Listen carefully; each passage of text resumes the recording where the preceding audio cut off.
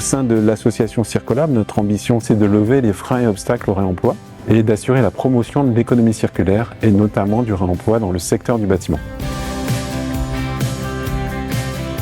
Dans Circolab, on a créé un écosystème d'acteurs engagés. On a considéré qu'il était aussi important de faire en sorte que les étudiants qui arrivent dans le monde du travail aient déjà une connaissance de ce qu'est l'économie circulaire, parce que c'est plus facile de s'adresser à un jeune qui est en période d'apprentissage que d'arriver pour essayer de réparer ou modifier la vision, les outils, les méthodes que peut utiliser un professionnel qui est déjà en place, qui est déjà aguerri.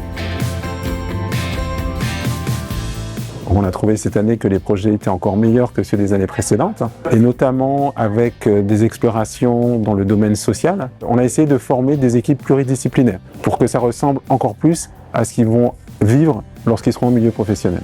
Ce qu'on attend, c'est d'être surpris, c'est de la créativité, c'est faire des propositions un peu décalées, d'explorer le maximum de champs possibles de l'économie circulaire. Et puis d'avoir une vision équilibrée du sujet, en se posant aussi la question des impacts.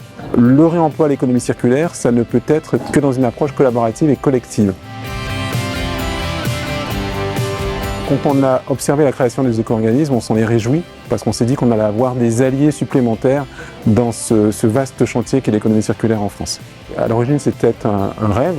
Aujourd'hui, on en est à la 3e édition.